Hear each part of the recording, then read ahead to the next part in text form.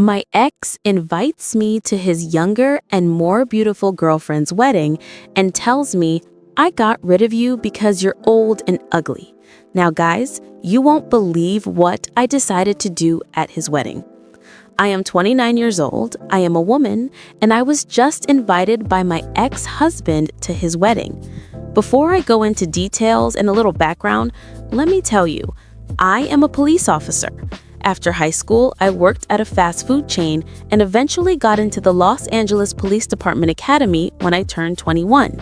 Upon graduating, I immediately joined the field. Within my first year as an officer, I met my ex-husband. Let's call him Thomas.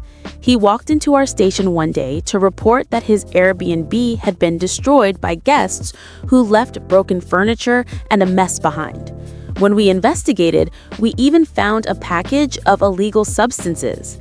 Naturally, we interrogated Thomas first as the property owner, but he denied everything, insisting he was merely reporting the incident for the landlords. I never expected to see him again, but that same week, during a night out with friends, our paths crossed. Amid laughter and clinking glasses, our eyes met and we smiled at each other. That was the beginning of our story. Later that night, after one too many drinks, I went to the bathroom. When I came out, Thomas was standing there. He claimed he was waiting to ask for my number. Somehow, in a blur of alcohol and nerves, I gave it to him. The next morning, I woke up to a text, "Hello," followed by a string of laughing emojis. At first, I ignored it, but eventually Thomas persisted and we began talking regularly. He asked me out, and I accepted. Our first date was a mix of laughs and bizarre Airbnb stories. My favorite was about a group convinced the property was haunted. They claimed they heard whispers at night, only to discover a recording device from a previous tenant playing subliminal messages. Over time, our dates became adventures, and I started seeing more of Thomas's personality, his humor, his kindness, and his surprisingly amazing cooking skills.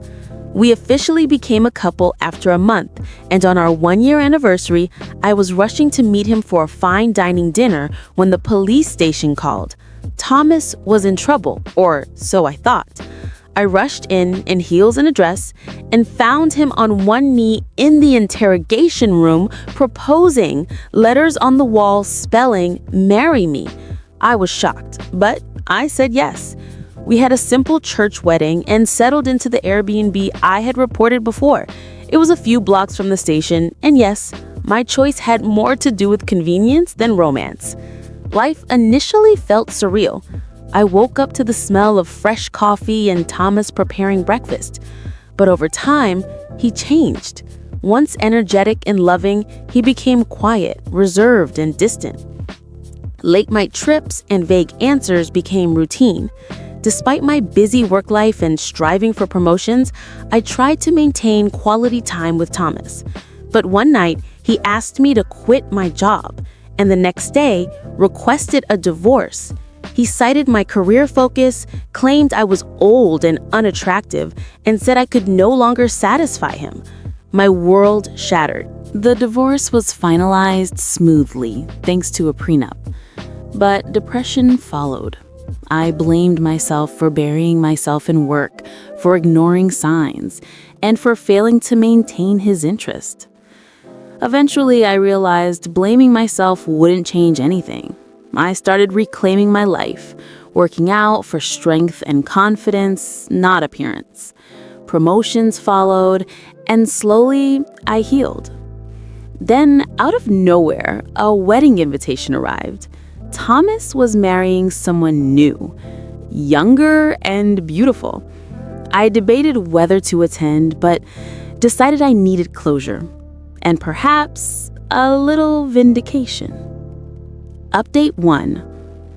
The day of the wedding arrived, and I practiced my casual, nonchalant smile in front of the mirror. I decided to arrive late, so everyone could see me walk in looking my best. The moment I entered the venue, all eyes turned, including Thomas's and Briette's. Briette, the bride, looked pale and unsettled. I couldn't help but notice she seemed familiar. After some awkward small talk with a few guests, I realized where I had seen her before. She was the ex-wife of a close friend, William, who had been scammed by her in the past.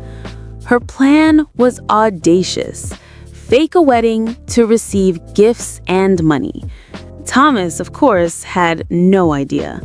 Briette had manipulated him completely. I watched quietly as chaos slowly unfolded. The bride looked ill and eventually whispered to Thomas, postponing the ceremony. Karma was serving itself on a silver platter, and I couldn't stop smiling inwardly. Later, my friend William confirmed my suspicions about Briette's past schemes. She had used his trust and affection to manipulate him, just like she was trying to manipulate Thomas. That's when I realized the full story and understood why Thomas had invited me. Update 2. Sometime later, Briette contacted me, insisting she wanted to explain herself.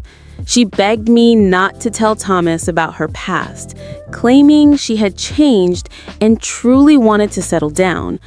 She said she feared Thomas might leave her if he knew. I promised I wouldn't reveal everything, but warned Thomas in a cautious, indirect way. He should be careful. Thomas, of course, didn't take it well. He accused me of jealousy and trying to sabotage his relationship. Even so, I knew my warning had planted a seed. Months passed. I watched from a distance as Briette began manipulating Thomas financially, convincing him to sell off assets under false pretenses.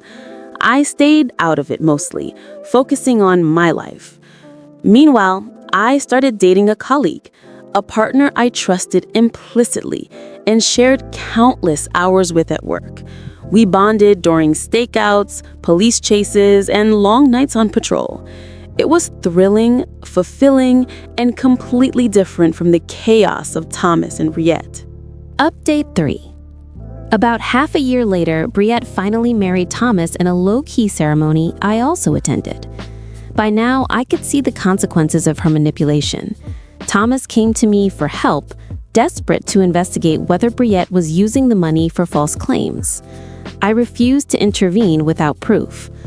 Not long after, Thomas confronted Briette on his own, a decision that led to her disappearing with most of his remaining assets.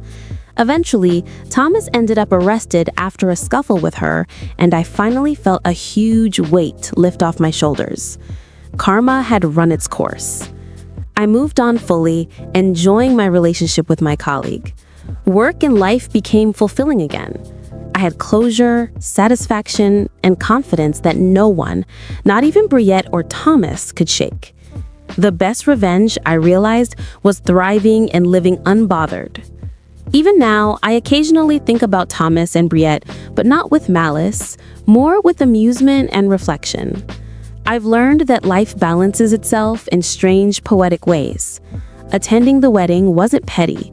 It was a reminder of how far I've come and how strong I've become.